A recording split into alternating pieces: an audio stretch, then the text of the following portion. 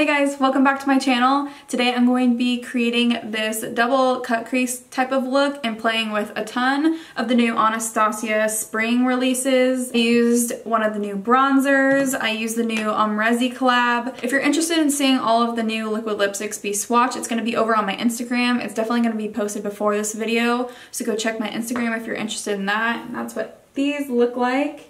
I didn't include them in this video because my lips are already going to be dead by the time I swatch all these, so I didn't want to use one just to take it off, if you know what I mean. So those will be over on my Instagram. And before we get into the tutorial, don't forget to subscribe and like this video if you want to see more. I've been uploading every single Wednesday at about 6 p.m. Eastern time. And as always, if you have any video suggestions or ideas, I would love to hear them down in the comments below. So if you're interested in seeing me create this look and play with the new spring collection from Anastasia, then just keep watching.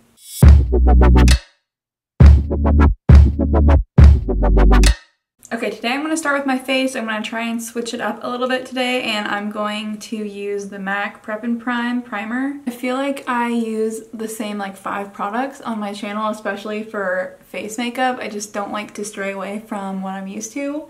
So I'm going to try and use new things. And I'm also going to use a foundation that I've actually never used before. I've had this for quite a while, but it's the Milani Conceal and Perfect foundation, and I've never used it because I have the shade 2 and it's so dark for me. It's so dark for me. So I'm going to have to mix in quite a bit of this white foundation from LA Girl. I did not realize how thick this Milani foundation is.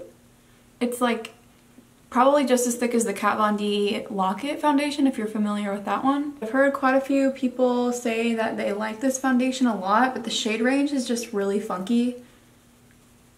I just went into my concealer drawer to find one that I haven't used in a long time, and I pulled out the Too Faced Born This Way concealer. I used to use this every single day, and I just kind of put it away and haven't used it for a really long time. So I'm going to use that today, and I have the color Light. I used to really like to use this concealer because it's more of a dewy concealer, and I would like it on like light makeup days if I wasn't wearing any foundation or anything, and it would just like give me a glow kind of, but also cover up spots. And then as usual, I'm going to go in with the Maybelline Fit Me loose powder in the color Fair to set under my eyes.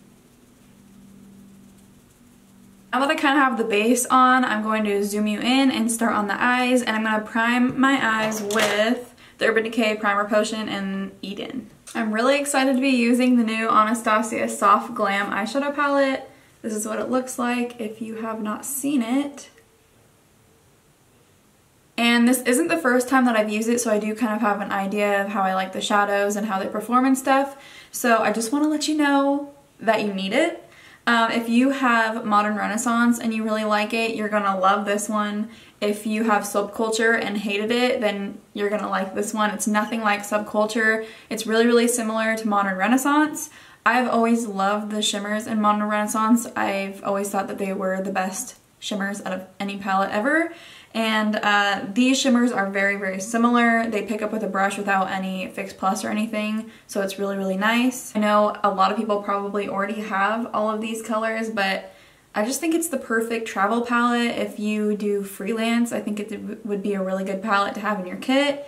And yeah, I'm really happy with it. So even though this is kind of like a more neutral palette, obviously, I kind of want to do something fun with it. So I'm going to try and do like a little double cut crease type thing today. So we'll see how that goes. I'm going to start by going in with the Makeup Shack T4 brush. And I'm going to go in with the color Orange Soda. And I'm going to place that right on the very inner portion of my crease. And you can kind of take this color high up because we are going to be creating a double cut crease. So all of this area right here we're going to be cutting out. It's okay if it gets down there, but you kind of want to focus it more high up in the crease so that you see color still when we cut it out. Next, with that same brush, I'm going to go in with color Burnt Orange. And I'm going to place that right next to Orange Soda, mostly right in the center of my crease. I don't know if it's just because I'm really excited about this palette or what, but I honestly feel like this blends out even easier than Modern Renaissance. And Modern Renaissance is one of my all-time favorite palettes, so I think that says something. Next, I'm going to switch to the Morphe M433 brush. It's just a little bit more tapered, and I'm going to go in with the color Sienna right here. And I'm going to place that on the very outer edge of my crease, blending it into Burnt Orange.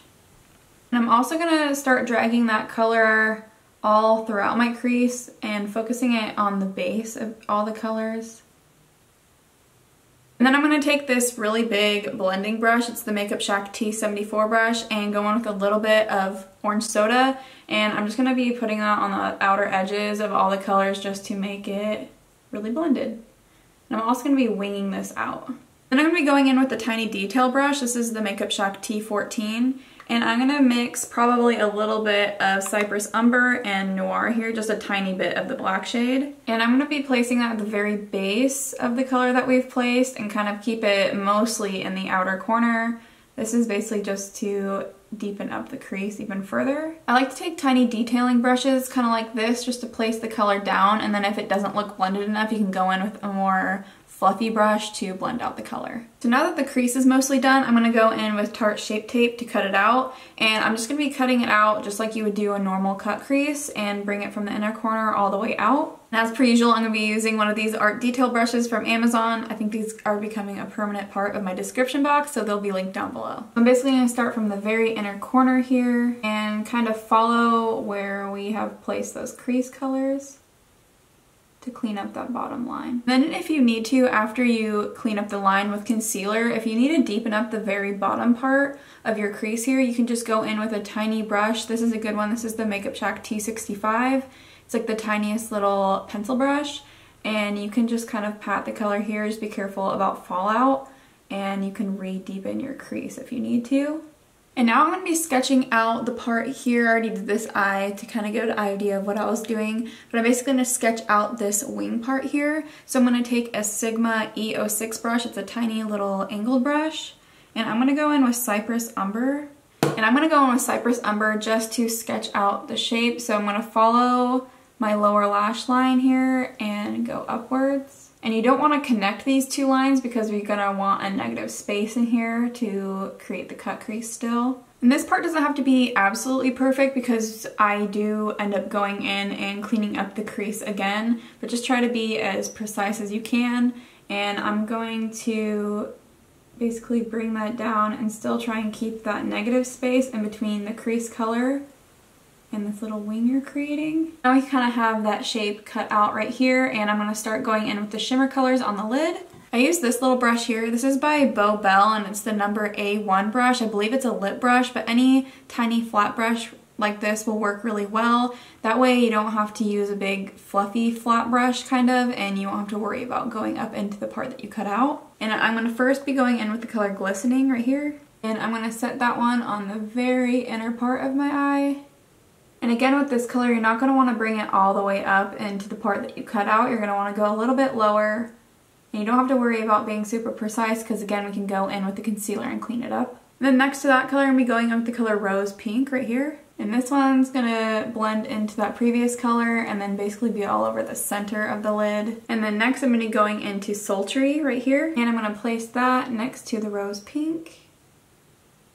And this is the point I'm going to be going back and forth between all three of those shimmer colors and blending them together and making them a little bit more vibrant now that we have them kind of set down. We know where we want them to be. And now that those shimmers are all blended together, I'm going to be going in with Cypress Umber and Noir here, and I'm going to be filling in the very outer part of the wing, and the very end of it is going to be black. So we're basically creating like a gradient here. These colors are going to be going in with the Makeup Shack T66. It's just another small smudgy brush. First placing down Cypress Umber and blending it into the Sultry color, and then placing Noir on the very outer part of this wing here. And to make sure that the black doesn't go everywhere, I'm going to be going back in with that Sigma liner brush and perfecting the very outer part of the wing. And after all the colors are placed kind of how you want them, then you can go in and cut the crease again. And I'm not going to fully cut the crease. I'm basically just going to go into the parts where it looks a little muddy and not as sharp anymore. So I'll go in the very outer portion here. Then you're going to want to set the area where you just cut out with the crease so it's not tacky at all. So I'm going to go in with the color Tempera here and another detail brush. And I'm just going to take a little bit and I'm going to set it.